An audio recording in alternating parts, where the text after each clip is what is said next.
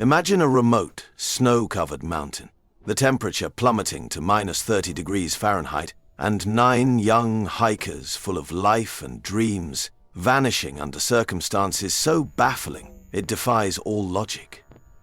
What could drive experienced mountaineers to slash their tent from the inside, flee barefoot into the freezing wilderness, and meet their end in such chillingly bizarre ways? The story of the Dyatlov Pass Incident will leave you questioning everything you thought you knew about the mysteries of our world. Our story begins in January 1959, deep in the frozen wilderness of the Ural Mountains in Soviet Russia. The winds howled across the slopes of Kholat-Syakhl, aptly nicknamed Dead Mountain by the indigenous Mansi people.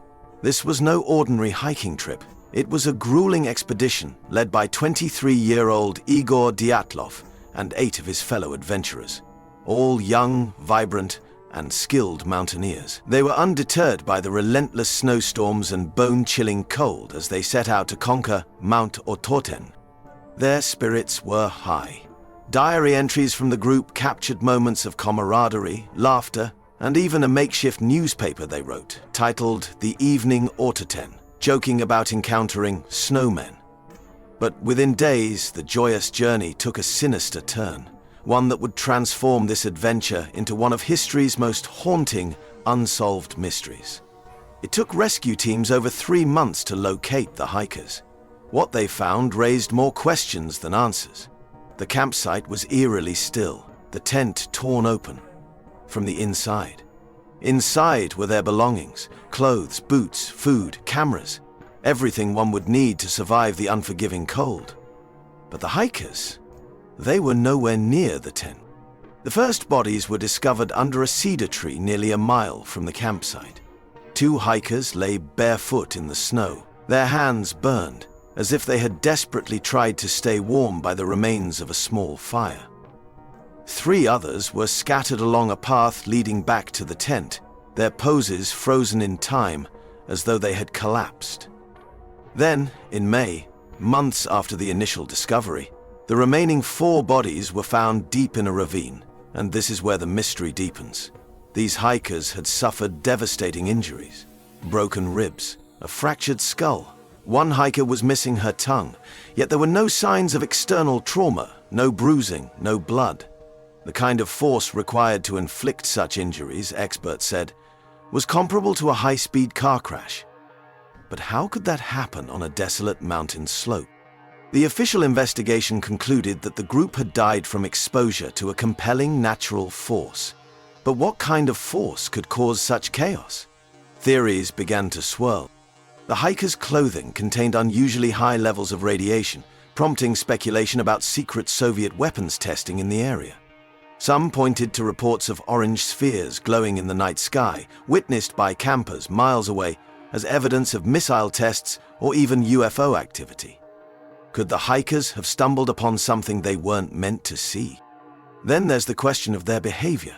Why did they flee the tent, barefoot and barely dressed, into a deadly snowstorm? Some proposed paradoxical undressing, a phenomenon where hypothermia victims mistakenly feel overheated. But that doesn't explain why they slashed their way out of the tent instead of using the entrance, or why some of their injuries were so severe, yet lacked external damage. And what about the missing tongue? Was it scavenged by animals after death, or was something more sinister at play? Could an avalanche explain their desperate flight and injuries? Some experts argue yes, but skeptics point out there were no signs of an avalanche in the area.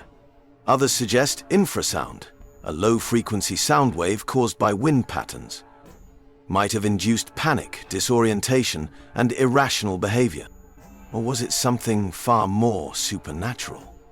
The Mansi people, who consider the mountain sacred, believe it's cursed, a place where humans aren't welcome. The hikers themselves had joked about snowmen in their newspaper. Was it really a joke? What do you think happened on that frozen mountainside? Could it have been a tragic accident, a government cover-up, or something out of this world? Share your theories in the comments below, because no explanation has ever fully solved this mystery. More than 6 decades later, the Dyatlov Pass incident remains an enigma. The mountain pass is now named in Igor Dyatlov's honor, and a monument stands as a somber reminder of the 9 lives lost. It's a story that haunts not just the Ural Mountains, but anyone who dares to ask, what really happened? If you found this story as chilling and intriguing as we did, don't forget to like this video and subscribe for more tales that will leave you questioning the boundaries of reality. Until next time, stay curious and stay safe.